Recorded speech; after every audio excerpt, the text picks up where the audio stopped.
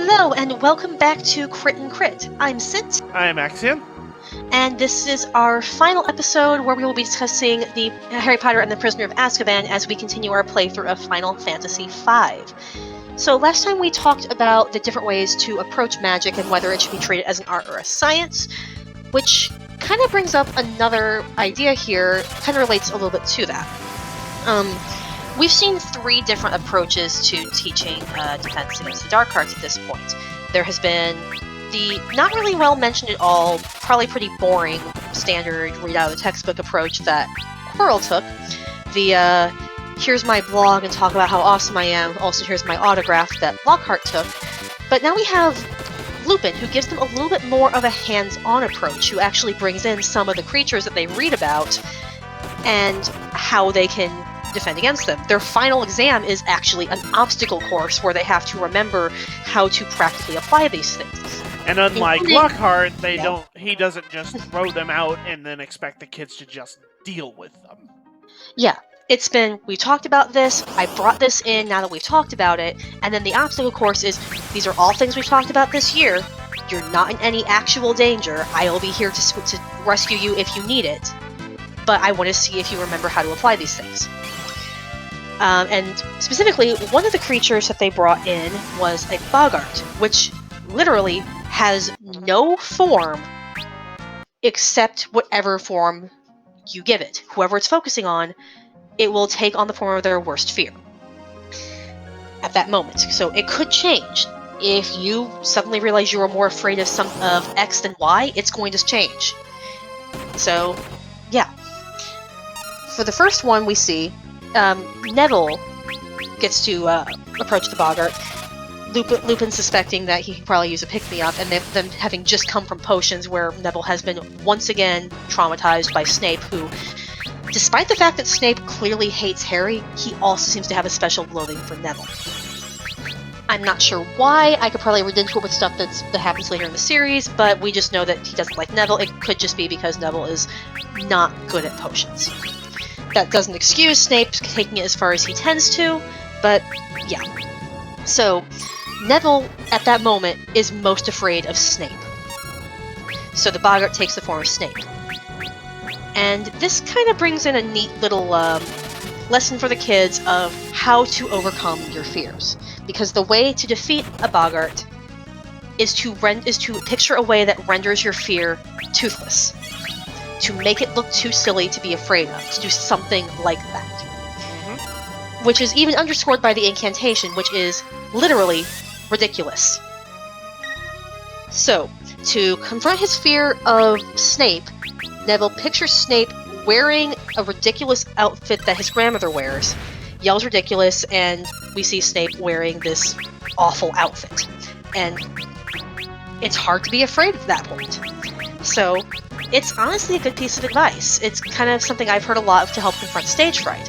Imagine the audience in their underwear, which I don't see how that would help. That would make it weirder and probably make me more nervous, but it's common advice you hear.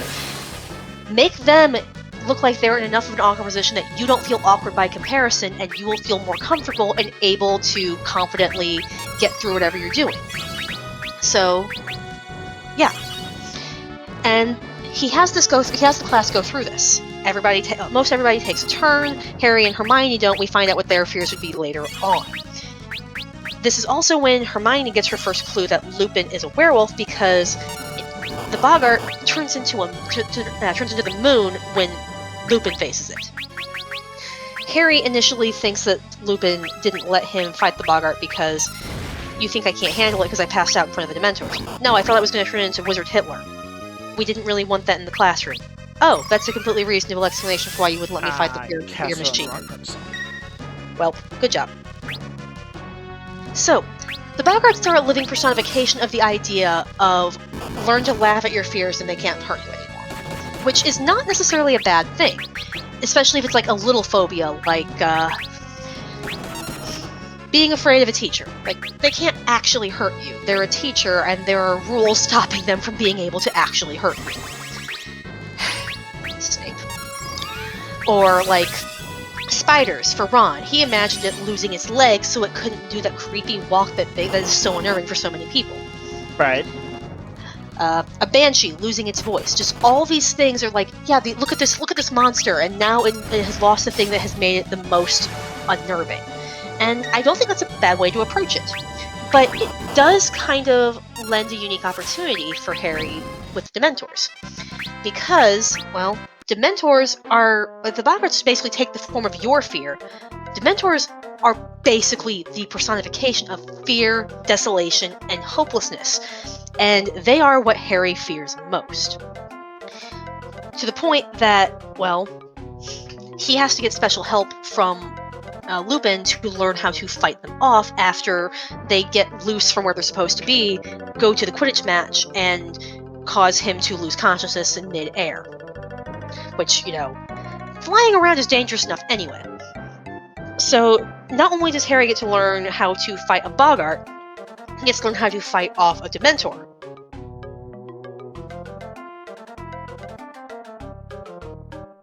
And Lupin actually outright calls him on this in terms of, well, it seems the thing you fear most is fear. Very FDR there. I hope I'm not expected to remember this exact pattern.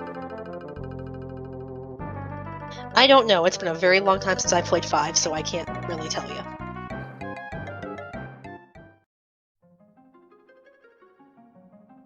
Well, let's find out.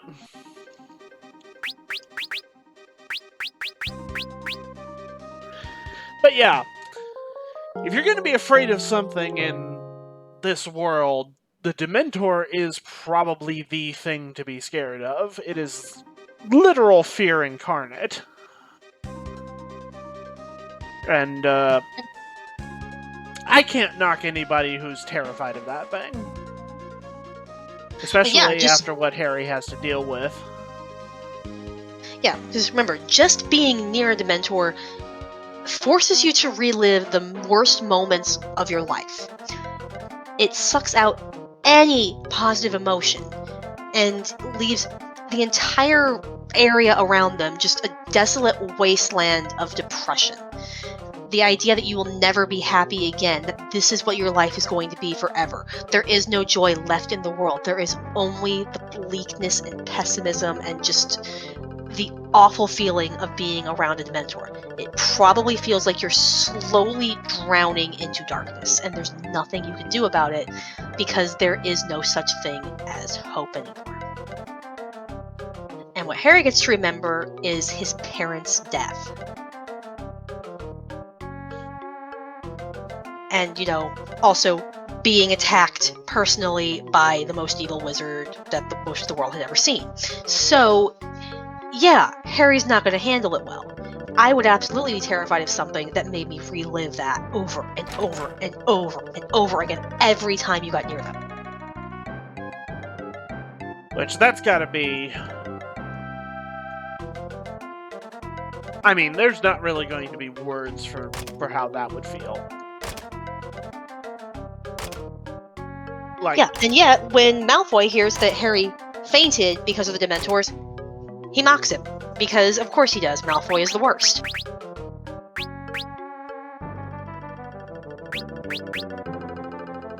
But, yeah. So, it does very much send you the idea of being able to overcome your fears. If you just are willing to try and fail a little bit at first in a safe environment, which is what Lupin provides him, because I'm not going to let you go practice on a Dementor. I have a boggart. The boggart will turn into a Dementor, so we can get rid of it without it actually going berserk and killing anyone. This is the best we can do. Honestly, it's a pretty good substitute.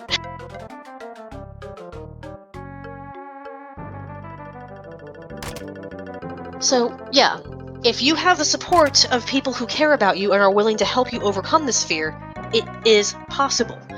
Harry becomes possibly the youngest person to ever produce a solid Patronus. Because that gets commented on later in the series. We'll talk about that when it happens. But, yeah, it's very advanced magic, as Hermione even comments on it. You actually made a Patronus that looked like something and not just weird silvery mist, which in and of itself was kind of impressive. So,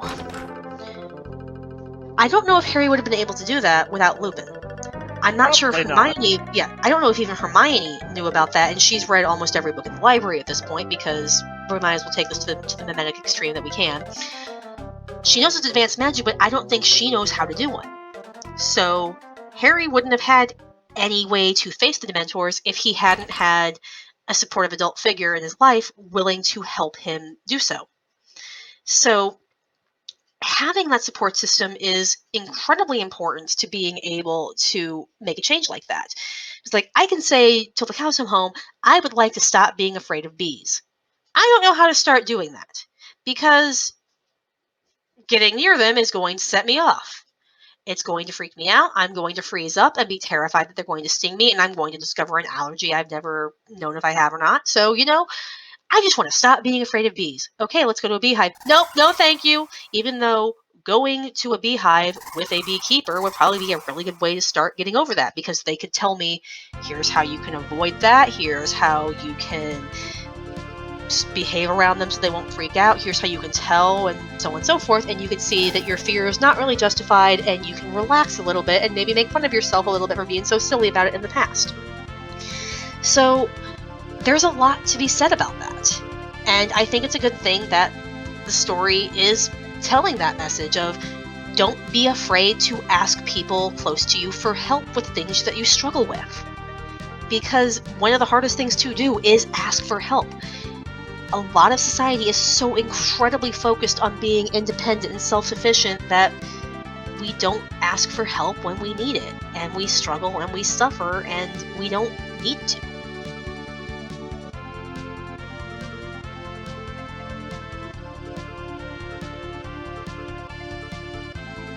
Or have I gone way off in the weeds on this? No, that seems a pretty solid explanation for me.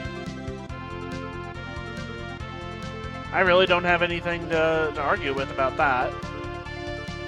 And I think to some lesser extent, there's other things as well, of branching out of your comfort zone. We see that beyond just learning the Patronus charm. Look at Hermione and Ron helping with Buckbeak's trial. Ron lets Hermione do most of the book because they kind of forgot. But after he and Hermione stopped fighting about Crookshanks and Scabbers for most of the book, he joins in and he helps, even though it doesn't come to anything because, the system is rigged and Malfoy sucks. Yep. Hermione takes every class known to man because she wants to try new things, and finally has to admit that she can't do it all. And you remember what her boggart was? No, I don't remember. It only comes up during the final. Professor McGonagall told her she failed everything. Hermione fears failure. So she already had to confront that, of admitting, I can't do everything. There are some things that I will have to say, no, I can't do. She's already had to admit that. Yep. So especially with divination. Yep, that's what I was talking about. And at the end of the year, she has to accept, I can't do another year like that. I just can't do it. I'm going to have to accept that I don't need to take every single class. I don't have to be a specialist in every subject. I can let myself not be an expert.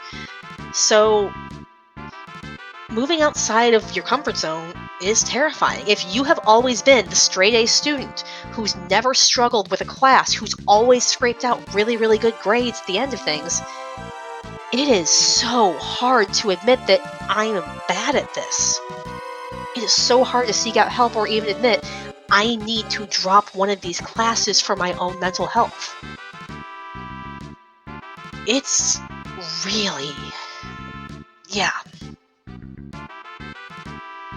Not getting at all personal there or anything. I mean, my situation is not really all that different. So, to kind of put myself in that same box, I was pretty much a straight-A student until 8th grade. 8th grade was the first time I ever got an F on anything. And I was terrified. I was terrified that I would be embarrassed in front of the class. I was terrified that my parents would punish me.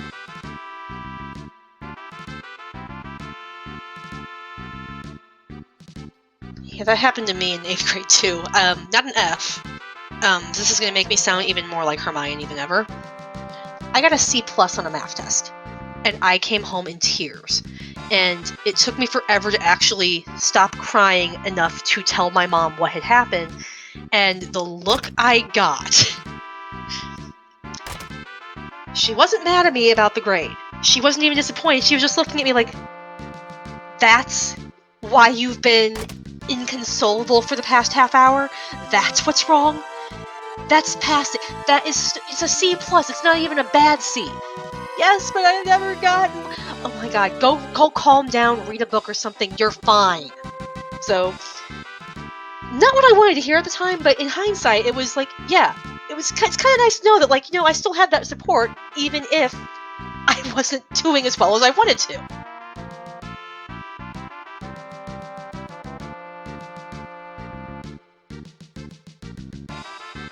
This is why, when people call me a nerd, I'm like, yeah, I've known that forever. I don't really know why that would be an insult anymore. Is it even an insult anymore? I know some people still think it is, but I think it's become almost cool these days. I can't keep up with it, and I work in a high school.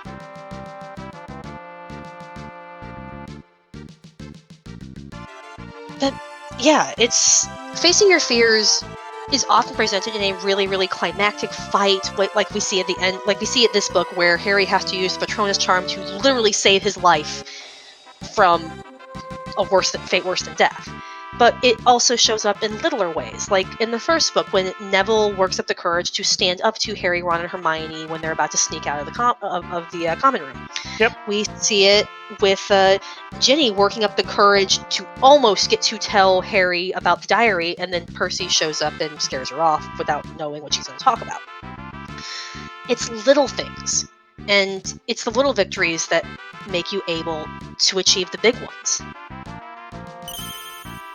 So I don't think they're given as much attention as the narrative probably should prioritize them, but I'm glad that they're at least present to be noticed.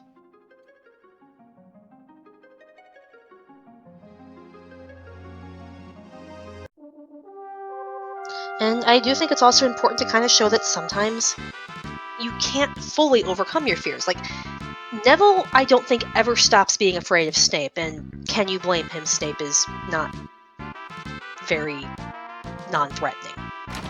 But he becomes a little bit better able to deal with it because he'll always have the memory of the boggart Snape. So even if you still have that hesitation, that trepidation here and there, you're more able to function. And sometimes that's all you need. I'll probably never be fully comfortable being around stinging insects, but I at least understand that they are not all here for the sole purpose of my murder.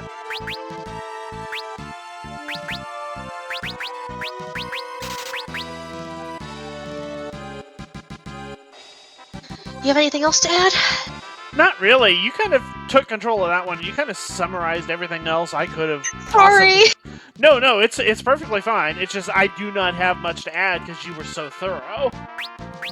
Okay, we are going to need to go grind money again. I'll probably do that off screen since we're going to be between series for a bit. Yep. So yeah, I think that's honestly kind of a nice optimistic note for the book to end on, which is, it does end optimistically. Like, yes, we know that there's going to be some stuff on the horizon because Pettigrew got away, but Harry has connected with a sort of family that he never knew he had, and he has his friends with him, and he doesn't really feel like he has to worry about the Dursleys quite so much. So, it's a good place to end, with looking to the future, and knowing that there's going to be struggles ahead, but also knowing that you have the tools in your arsenal with which to deal with it. Until next time. Yep. We will call it here, and we will see you when we get back and make our way into the next book. And we'll have our little interlude between books here for a bit with another book and another game, and then we'll come back to Harry Potter. We'll see you all then. Later.